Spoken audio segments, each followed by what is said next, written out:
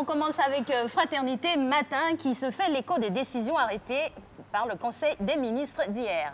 Bonjour Alix, bonjour Marco, rassurez-vous, je n'ai pas encore mangé. J'ai profité de l'image pour mettre un peu l'eau à la bouche. Donc, on parle des mesures arrêtées par le journal pro-gouvernemental au Conseil des ministres d'hier. On a celles relatives notamment à la lutte contre la pauvreté, lutte pour laquelle le Conseil a décidé pour 2020 d'étendre les filets sociaux à toute la Côte d'Ivoire. Et concernant la carte nationale d'identité, le décret relatif aux conditions d'obtention a été adopté. Retrouvez le communiqué final de la traditionnelle rencontre gouvernementale des mercredis dans Fratmat qui, soit dit en passant, célèbre cette année son 55e anniversaire. Eh oui, d'avance, un joyeux anniversaire au quotidien qui fait 55 ans, c'est pas rien. Alors, Soir Info, un autre quotidien s'intéresse lui aussi à l'une des décisions du Conseil des ministres d'hier.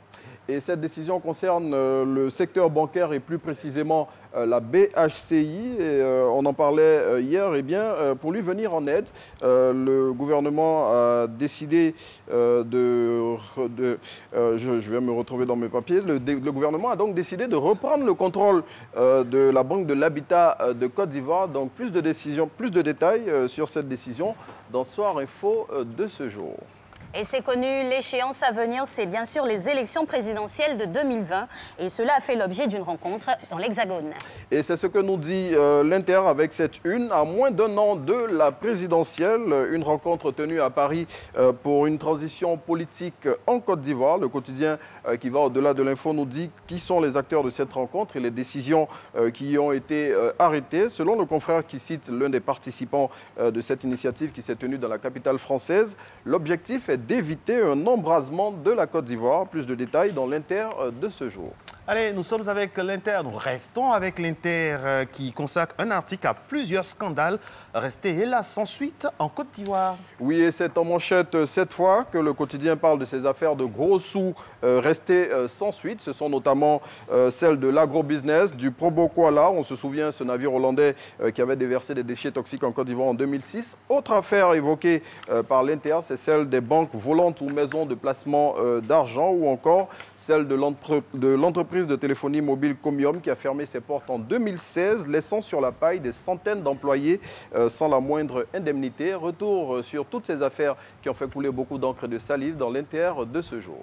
Et que pouvons-nous lire dans le quotidien Le Matin ce matin? Eh bien, Le Matin nous dit que dans la lutte contre le travail des enfants, les États-Unis félicitent la Côte d'Ivoire et le confrère souligne comment la première dame, Dominique Ouattara, a sauvé le cacao ivoirien. Allez Renaud, et si on jetait un coup d'œil, juste un coup d'œil à l'intelligent d'Abidjan? L'intelligent d'Abidjan qui titre en manchette « Aoussou à l'Élysée pour représenter le président Alassane Ouattara ». Il faut savoir que le président du Sénat séjourne à Paris en France depuis quelques jours dans le cadre du Forum sur la paix qui se tient dans la capitale française. Et on s'intéresse au nouveau réveil cette fois-ci qui parle du bureau politique du PDCI-RDA. Ok, le Parti démocratique de Côte d'Ivoire qui tient la première réunion de son nouveau bureau politique aujourd'hui à son siège de Cocody.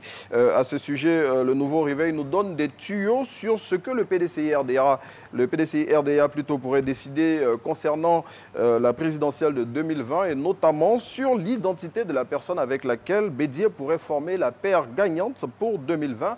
Plus de précisions dans le nouveau réveil de ce jour. Alors, vous nous proposez une citation pour refermer la revue de presse de ce jour? On est tout de suite.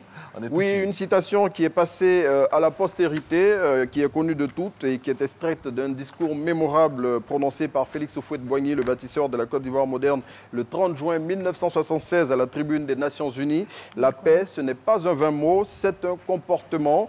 Cultivons tous cette valeur cardinale de notre pays à l'occasion de la Journée nationale de la paix qui se tient demain avec cette colombe de la paix.